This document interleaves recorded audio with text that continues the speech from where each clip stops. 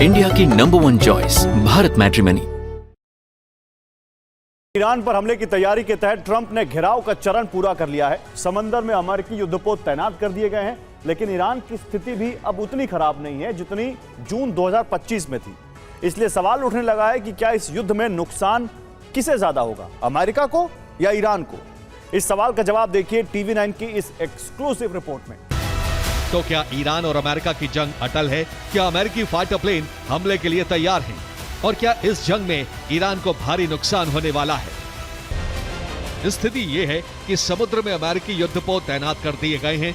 इनमें सबसे घातक निमित्ज श्रेणी का विमान वाहक पोत USS अब्राहम लिंकन अरब सागर में ईरान के तट से 500 मीटर दूर तैनात हो चुका है।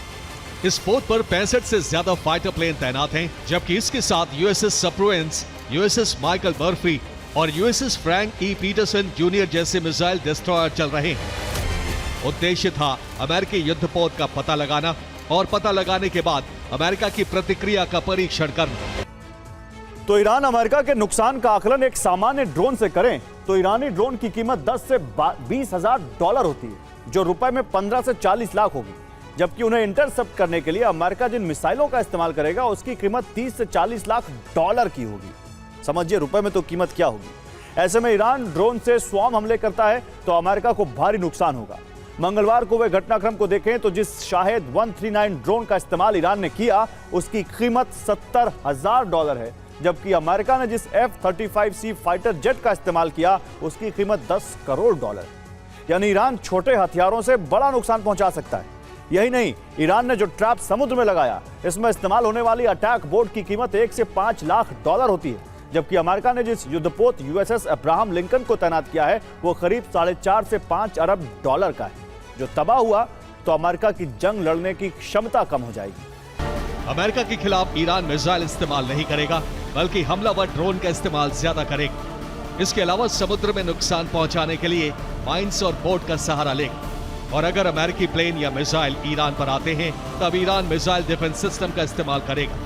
वहीं जमीनी जंग के मोर्चे पर सेना के साथ रूसी PMC का इस्तेमाल करेगा। तो अमेरिका के समुद्री युद्ध के अनुभव से अनुमान लगाया जाता है कि अगर ईरान से युद्ध शुरू हुआ तो अमेरिका को 10 खरब डॉलर से भी ज्यादा का नुकसान होगा, जो अमेरिका की सालाना GDP का 32% से भी ज्यादा है।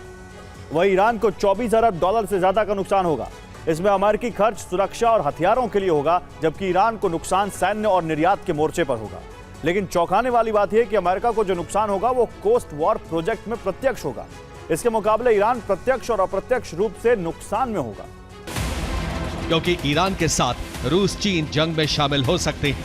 सहयोग के रूप में ईरान को हथियार सप्लाई कर सकते हैं या अपने युद्धपोत भेजकर अमेरिकी बेड़ों का घेराव भी कर सकते हैं, क्योंकि अरब सागर में USS Abraham Lincoln destroyer group के साथ तैनात है। स्ट्रेट ऑफ हॉर्मुज के करीब USS मैकफॉल और USS मिटशर पहुंच गए हैं। वहीं लाल सागर में USS डेल्बर्ट D ब्लैक तैनात है और भूमध्य सागर में USS बुलकेले और USS रूजवेल्ट जंग में शामिल होने के लिए तैयार है, क्योंकि ईरान ने IRGC को आतंकवादी संगठन घोषित किया है। इसलिए ईरान ने यूरोप के खिलाफ कार्रवाई की तैयारी कर ली है।